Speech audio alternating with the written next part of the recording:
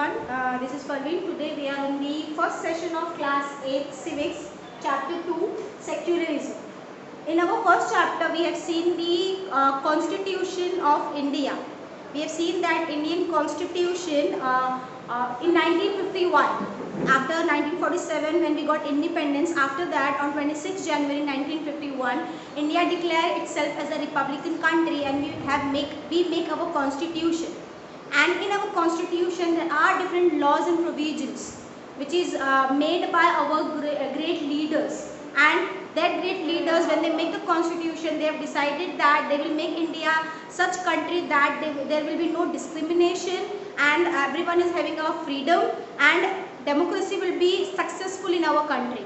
And to make democracy successful in our country, there are many different laws, you can say, or there are many political concepts, or there are different political laws which we have in our country.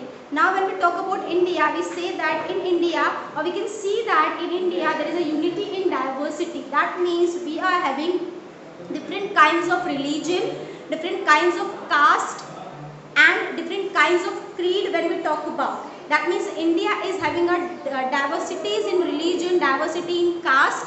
Different people speak different languages, different people have different religion and they have different culture according to their religion.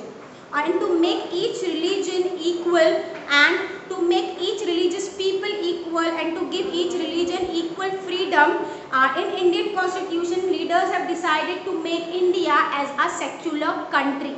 We say that India is a secular country. Now before seeing that how or why or when we are saying that India is a secular country, first we will see what is secularism. Actually what this particular concepts mean, which means secularism. Which is secularism? What do we mean by secularism and what is the importance of secularism in democratic country or in democracy?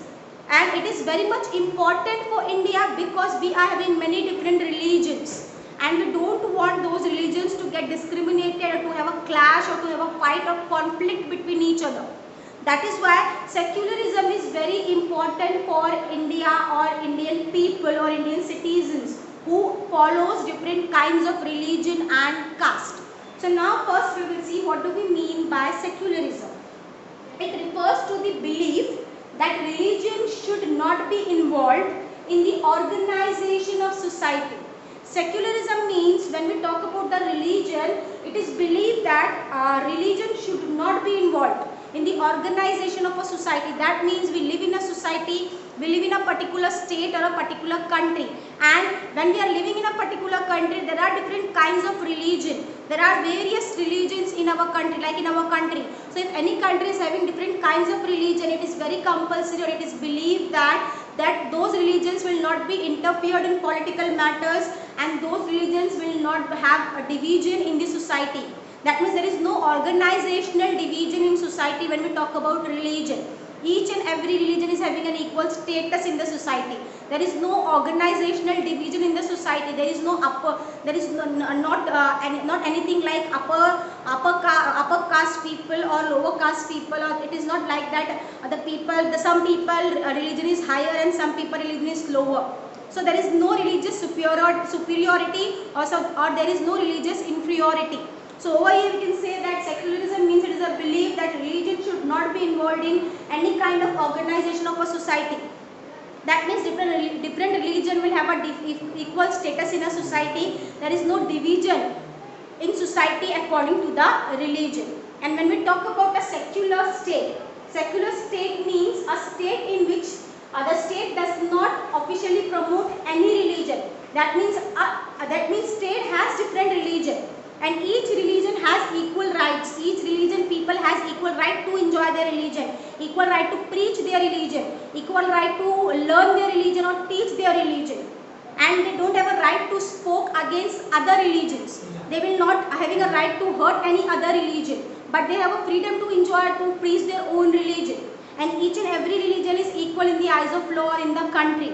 There is no discrimination in the name of religion. So over here we can say that a state which does not officially promote any religion, there is no official religion in state, and state gives equal rights to all religion and all religious people. There is no discrimination.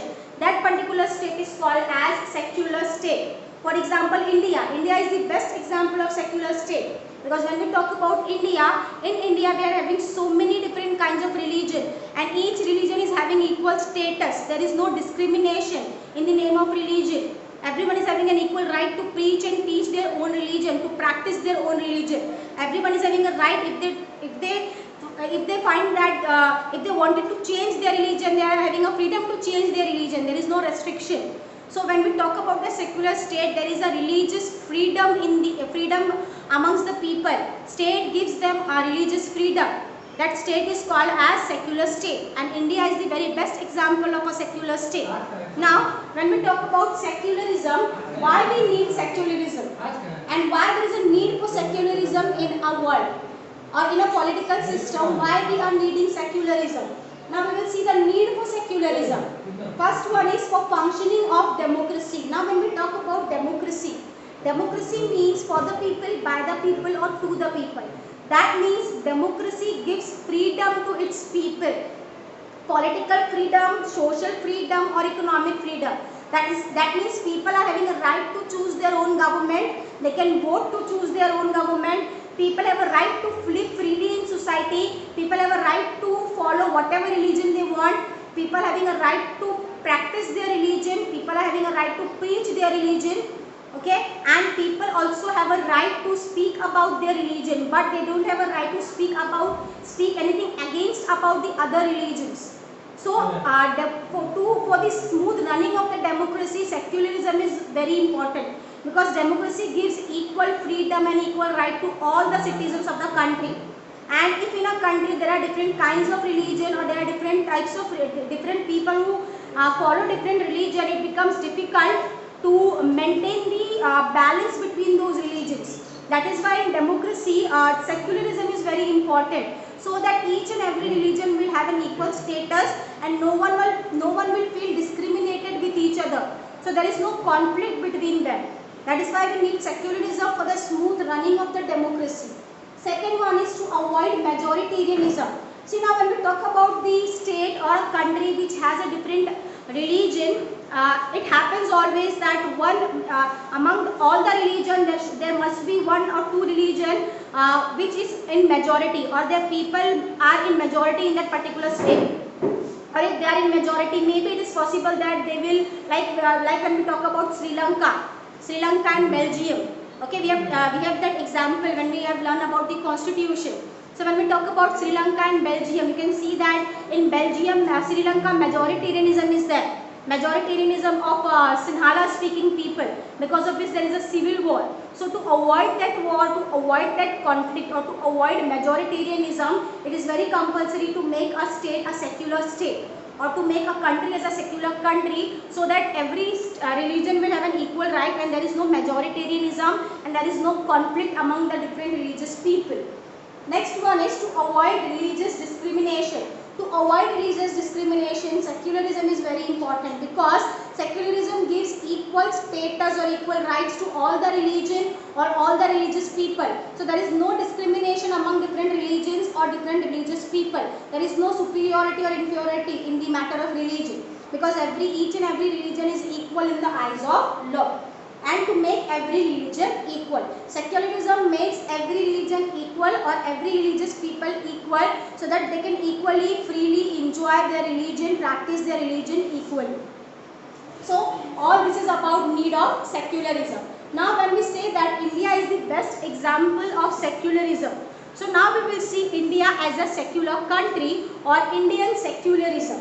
Okay, before starting with that, in 1976, after 1951, when we make Indian Constitution, in 1976, in the preamble of the Constitution, India declared itself as a secular state. That means from 1976, we ourselves, in our preamble, we declare ourselves, or we declare India as a secular state, because India is having a diversities of religion, and to make those religious unity, it is very compulsory for India to declare itself as a secular country or as a secular state. Now, when we talk about the secular state or secularism, there are certain objectives of secular state or secularism. If any country wants to be a secular country, that country needs to follow or needs to fulfill these objectives of secular state or secularism. Now we will see what are those objectives. First one is no dominance of one religion. State should keep in mind that there are different religions in the state. So on that time, state or country should keep in mind that no one religion should have a dominance. Every religion should be equal. No one religion should have either it is in majority or either it is in minority. No religion is having a right to dominate other religions or other religious people. Second one is no discrimination between members. Members cannot be discriminated with each other. Not in the name of law or not in the name of society. In the society, no member is having a right to discriminate with each other in the name of religion. Law and political parties or people or ministers or everyone, every political person does not have a right to discriminate people against their religion. And third one is no enforcement of state in the matter of religion. State cannot impose any person to follow one religion. It is the will of the people that what religion they wanted to follow, what religion they wanted to practice. So these are the three important objectives of secular state. If any country wanted to be a secular state or a secular country, that country must need to fulfill these three objectives of a secular country or a secular state. I hope you have understand this particular topic. In next session, we will see that how India practiced secularism and why we are saying that India is a secular country. Till then, thank you.